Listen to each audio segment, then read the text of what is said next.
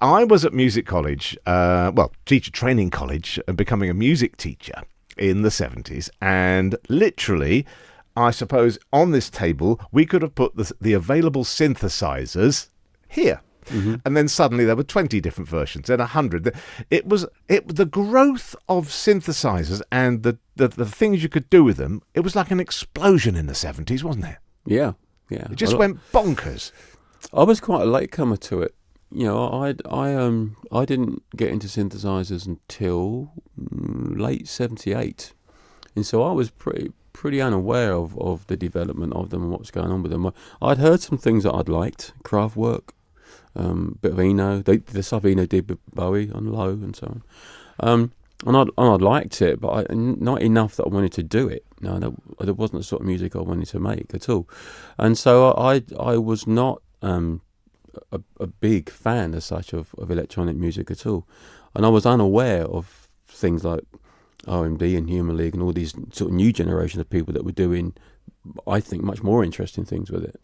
And so I went into a studio to make my debut album, which was a punk album. I was in a 3-piece punk band at the time called True My Army. And the Mini Moog was in the studio, in the corner. I'd never seen a real one before, didn't know how to play it, didn't know how to set it up, but they let me have a go of it.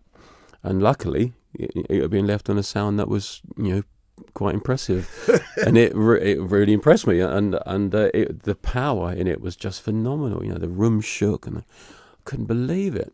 And so I was sold there and then. And I know quite literally, by the time that my other two bandmates had finished unloading the gear and put it into the room, I'd already started to rewrite everything and rework everything. The guitar's going to be backed out, replacing guitar parts with synthesizer parts. And that's the album I took back to the record company.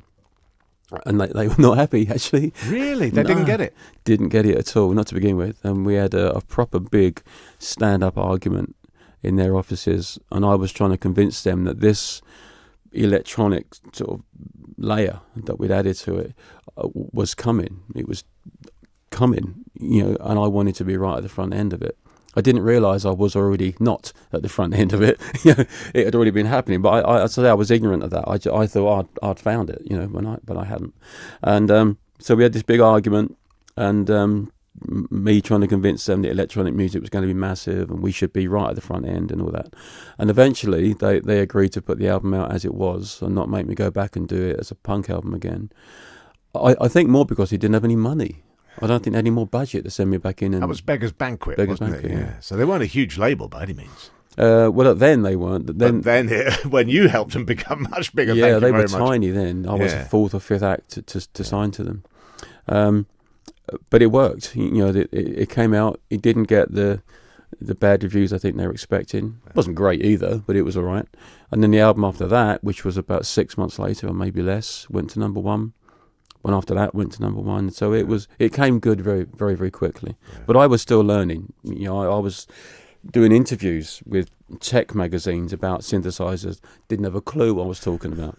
Just making it up. That's very honest. Trying to sound weird and mysterious because I actually didn't know the answer to any of their questions.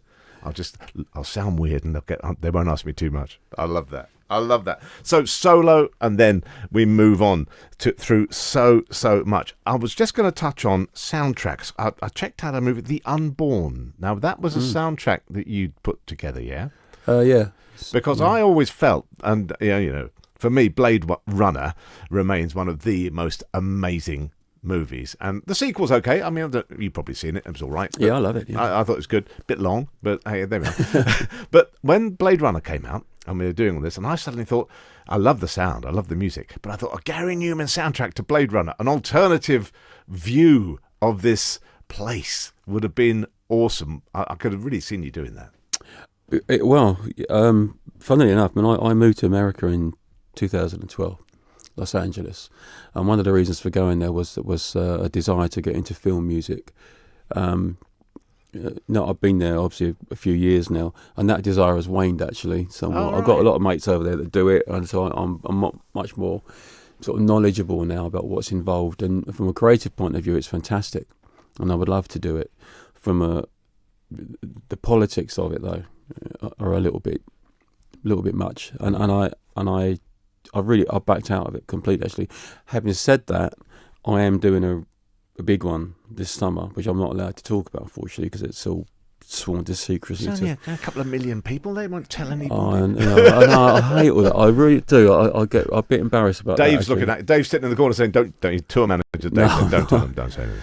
So we are going to be allowed to talk about it soon, but they haven't started filming yet. So they're still casting it, and everyone is sworn to secrecy that's involved in the project. But it's. Well, I'm excited. I don't even know what I'm getting excited about.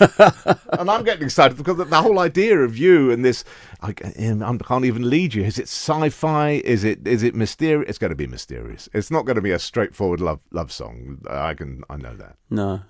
You're not. You can't say anything. Oh, that's brilliant. That is well, it brilliant. might be. It's an interesting thing to do, but like I was saying, it's not really what I want to be doing anymore. It was just too big a thing to turn down, and too much of an honour to work with the person I'm going to be working with, who I think is a genius. So I want to do it, and it's good fun and so on. But trying to sort of squeeze it in between touring and what's going on this year for me in other areas. But whether it leads on to doing more of that, I doubt it, because as I say, I'm really not that interested, to be honest. But who knows? You do a great big one, and then maybe it change things around. But visually, you never produce anything that isn't visually challenging, exciting. I'm looking at the album here, The Inner. Is that your daughter? That's me. That's you? Yeah. I thought it was your daughter in the middle. Does she in one of the videos? Yeah, she's in a song called My Name Is Ruin. Yeah, she's in there, okay. Little blonde But girl. there's always something going on visually with you. I mean, it's never just there's an album cover, and the title. Your feelings about the planet, have they changed much in the last few years, given where we are now? Or have you always been out there? A growing concern about it. Yeah, and I didn't really care much at all when I was younger. It just seemed too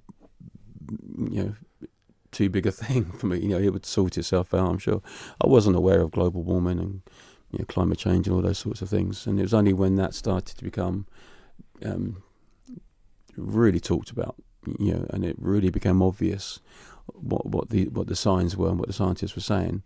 And to most of us, not to Trump, obviously, but to most of us.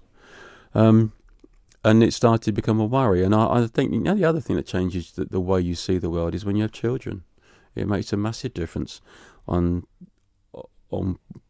longevity, on where it's going.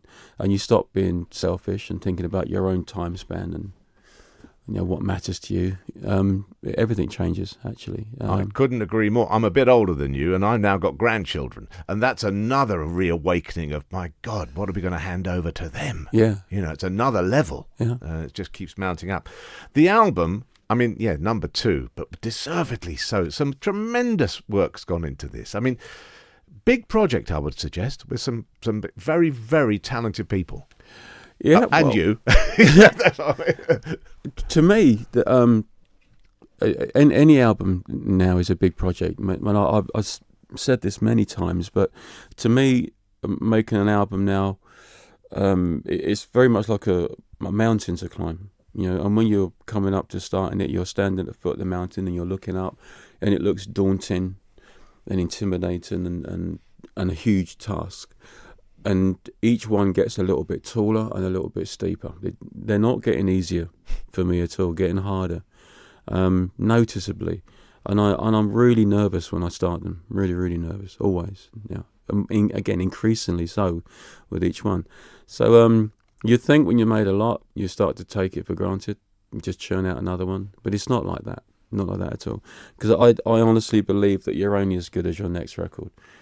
Because I had some success in 1979 or whenever it was, you should not try to live on that. You should not try to have a career based on past glories. You should earn it again with each album. You've got to keep earning the position that you're in. And so there is a challenge to that. If you're going to keep on making records and you want them to keep getting better, well, you keep raising your own bar with each one, or that's your aim, even if you don't succeed. Always, that's what you're trying to do, and so the pressure is enormous with that. And then of course when they come out, everyone has an opinion. So you got to go through that, and it's you got to be resilient I think, to do it at all. But to do it for 40 years, you've really got to be resilient. And that's where I think my Asperger's, I got Asperger's syndrome. I think that's where it really helps me and plays a part in that I can compartmentalise emotion in a way and wrap it up and just put it to one side. Yeah, sort of deal with that later. And that helps you deal with criticism, do you think? You can box that off and say, well, they don't know this. Yeah. And a way of just turning it into anger, into a forward motion, fuel on the fire, that kind of thing. Don't get it now, strangely enough. My days of having bad press, luckily, are long behind me, and it's much more positive now, and has been for a while. But I think I was scarred by it, by the early criticism that I got. The level of it and the hostility of it was shocking, and it definitely made a mark on me. And so now, when it's not like that, now that it's more pleasant, it's a lovely thing. But I'm kind of at arm's length to the whole thing. I don't blame you, because you're right. The music press was vicious. They hardly exist now in some ways. It's just an online nightmare. I outlive the enemy. Outlive the enemy. The enemy, indeed. I was thinking about that, about the way you deal with things. And it was a long time ago. I managed to interview a huge hero of mine, Richie Blackmore, and he was talking about. He was a strange man. He is quite a powerfully strange person. But anyway, I said, when you're out there, Richie, what are you doing? He said, well, I'm looking for the person who isn't enjoying the show. I'm looking for a couple of people who aren't getting into it, and I will focus on them. And he's staring down the neck of his guitar, and I'm going to turn them around. And that was his way of forgetting all this euphoria, you're wonderful, marvellous, blah, blah.